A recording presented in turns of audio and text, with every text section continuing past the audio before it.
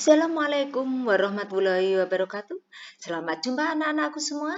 Kita kembali akan membahas materi bab baru bab 3, transformasi. Kali ini kita bahas 4.1.1 pencerminan atau refleksi bagian yang pertama. Anak-anak, mohon disiapkan buku kertas berpeta.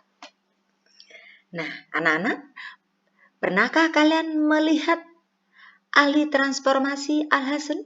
Nama lengkapnya Abi Ali Al-Hasan Ibn Al-Hasan Ibn Al-Haytan. Ini ada di buku paket.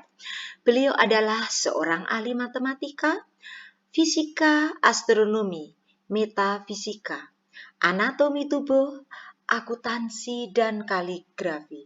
Subhanallah, betapa beliau mempunyai kemampuan yang bisa membidangi semua ilmu. Beliau membuktikan fenomena alam sekitar yang merupakan bukti kekuasaan Allah. Melalui keilmuan yang diketahui manusia, dapatkah kalian membuktikan kekuasaan Allah yang belum diketahui dan diketemukan oleh orang lain? Itu tugas kalian sebagai generasi muda. Ayo anak-anakku sayang, berlomba-lomba menemukan ilmu baru untuk kesejahteraan umat manusia. Pengertian transformasi. Transformasi geometri adalah perubahan suatu bidang geometri yang meliputi posisi, besar, dan bentuknya sendiri. Jika hasil transformasi kongruen dengan bangun yang ditransformasikan, maka disebut transformasi isometri. Jenis-jenis transformasi ada 4, yaitu refleksi atau pencerminan, translasi, rotasi atau putaran, dan dilatasi atau pembesaran. Dari 4 transformasi tersebut, yang termasuk transformasi isometri adalah refleksi atau pencerminan, putaran atau rotasi, dan translasi atau geseran. Pencerminan atau refleksi adalah jenis transformasi yang memindahkan setiap titik pada suatu bidang atau bangun geometri dengan menggunakan sifat benda dan bayangan pada cermin datar. Kita perhatikan di sini, bidang PQR dicerminkan terhadap bidang cermin alfa menghasilkan P aksen, Q aksen, R aksen, S aksen. Bangun hasil pencerminan ini disebut sebagai bangun yang kongruen. RR aksen tegak lurus cermin datar alfa dan jarak R ke cermin alfa sama dengan jarak R aksen ke cermin alfa. PP aksen tegak lurus cermin datar alfa, jarak P ke cermin alfa sama dengan jarak P aksen ke cermin alfa. Demikian seterusnya.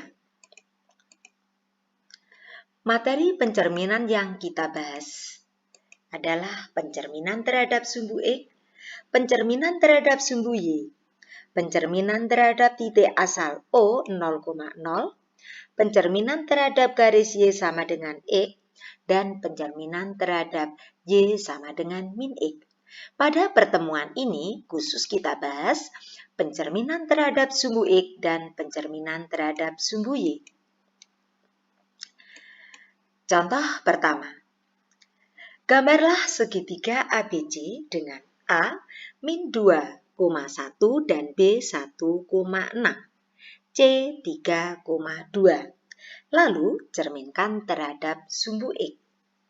Tentukan rumus umum hasil pencerminan Px, Y jika dicerminkan terhadap sumbu X. Kita gambar segitiga ABC dengan A min 2,1, B 1,6, dan C 3,2. Kemudian kita hubungkan sehingga terbentuk sebuah segitiga. A, B, C. Kemudian titik A kita cerminkan terhadap sumbu X. Kita tarik garis tegak lurus dari titik A sehingga jarak antara titik A ke A aksen sama. Jarak titik A ke sumbu X sama dengan jarak A aksen ke sumbu X. Sehingga diperoleh titik A aksen min 2, min 1. Titik B kita tarik garis tegak lurus sumbu X.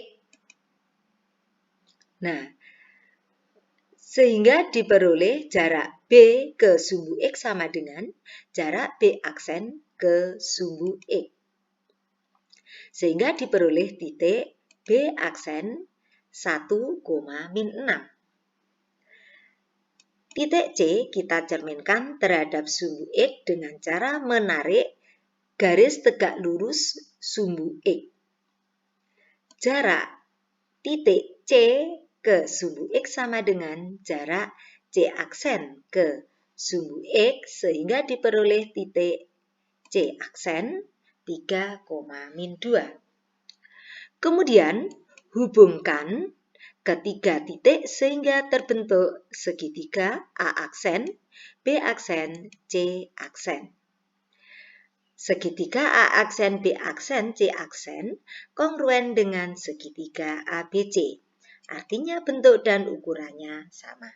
Jadi hasil pencerminan suatu bangun terhadap sumbu X adalah kongruen dengan bangun asalnya. Bagaimana menemukan rumus umum Px, Y dicerminkan terhadap sumbu X? Pada gambar di atas, titik A min 2, 1 dicerminkan terhadap sumbu X menghasilkan A aksen min 2, min 1. X-nya tetap, yang belakang berarti Y-nya berubah tandanya. Kemudian titik B 1,6 dicerminkan terhadap sumbu X menghasilkan B aksen 1, min 6. X-nya tetap, Y-nya 6 berubah menjadi min 6.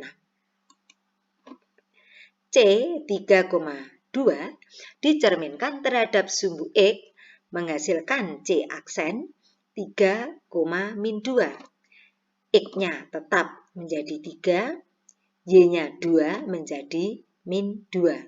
Sehingga secara umum P, X, Y dicerminkan terhadap sumbu X menghasilkan P aksen X, min Y. Nah, dengan mengetahui rumus umum ini, maka kita bisa menggambar, kita bisa menentukan hasil bayangan suatu bangun tanpa menggambar bangun tersebut. Contoh 2 ini, tanpa menggambar tentukan hasil bayangan segitiga ABC jika dicerminkan terhadap sumbu X. Nah, P, X, Y dicerminkan terhadap sumbu X menghasilkan P aksen X, min Y. Ini adalah rumus umumnya. Kemudian titik A 2,1 dicerminkan terhadap sumbu X menghasilkan A aksen X-nya tetap 2, Y-nya menjadi min 1. Titik B min 6, min 2 dicerminkan terhadap sumbu X menghasilkan B aksen min 6, 2. Titik C dicerminkan terhadap sumbu X menghasilkan C aksen 4, 7. Jadi hasil bayangannya A aksen 2, min 1, B aksen min 6, 2, dan C aksen 4, 7. Contoh 3, pencerminan terhadap sumbu Y. Gambarlah segitiga ABC dengan A 16, B 63, C 4-2, lalu cerminkan terhadap sumbu Y. Kemudian tentukan rumus umum hasil bayangannya. Kita gambar segitiga ABC dengan A 1,6, B 6,3, dan C 4,-2. Hubungkan ketiga titik sehingga terbentuk sebuah segitiga. Kemudian, kita akan mencerminkan ketiga titik tersebut terhadap sumbu Y. Kita mulai dengan mencerminkan titik A, kita tarik garis tegak lurus Y. Nah, sehingga jarak A ke sumbu Y sama dengan A aksen ke sumbu Y, sehingga diperoleh titik A aksen min 1,6. Dari titik B kita tarik garis tegak lurus sumbu Y, sehingga jarak B ke sumbu Y sama dengan jarak B aksen ke sumbu Y, sehingga diperoleh B aksen min 6,3. Kemudian dari titik C kita tarik garis tegak lurus sumbu Y, sehingga jarak C ke sumbu X sama dengan jarak C aksen ke sumbu Y, sehingga diperoleh titik X aksen C aksen min 4,-2. Dari ketiga titik kita hubungkan sehingga terbentuk segitiga A aksen, B aksen, C aksen. Nah, terlihat segitiga A aksen, B aksen, C aksen kongruen dengan segitiga ABC. Artinya bentuk dan ukurannya sama. Sehingga hasil pencerminan suatu bangun terhadap sumbu Y adalah kongruen dengan bangun asalnya. Bagaimana menemukan rumus P, Y dicerminkan terhadap sumbu Y? Nah, dari gambar di atas titik A 1,6 dicerminkan terhadap sumbu Y menghasilkan A aksen min 1,6. B 6,3 dicerminkan terhadap sumbu Y menghasilkan B aksen min 6,3. Titik C 4,-2 dicerminkan terhadap sumbu Y menghasilkan C aksen min 4,-2. Nah, di sini yang depan ini adalah X, yang belakang adalah Y. Maka yang Y-nya tetap sedangkan X-nya berubah. Sehingga secara umum P X, Y dicerminkan terhadap sumbu Y menghasilkan P aksen min X, Y. Sehingga tanpa menggambar kita bisa menentukan bayangan suatu bangun jika dicerminkan terhadap sumbu Y. Contoh 4. Tanpa menggambar, tentukan hasil bayangan segitiga ABC jika dicerminkan terhadap sumbu Y. P, X, Y dicerminkan terhadap sumbu Y, bayangannya adalah P aksen min X, Y. Sehingga titik A 2,1 dicerminkan terhadap sumbu Y, bayangannya adalah A aksen min 2,1. Titik B 6,1 dicerminkan terhadap sumbu Y, bayangannya B aksen min 6,1.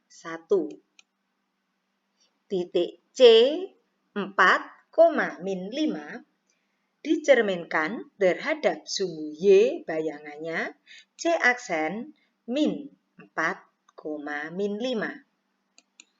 Jadi hasil bayangannya adalah A aksen min 2,1, B aksen min 6,1, dan C aksen min 4,-5. Nah, sekarang anak-anak coba latihan di bawah ini. Apabila kalian belum paham, silahkan diputar kembali video pembelajaran. Atau silahkan dibuka buku paketnya. Wabillahi taufiq wal hidayah, waridho wal inayah. Wassalamualaikum warahmatullahi wabarakatuh.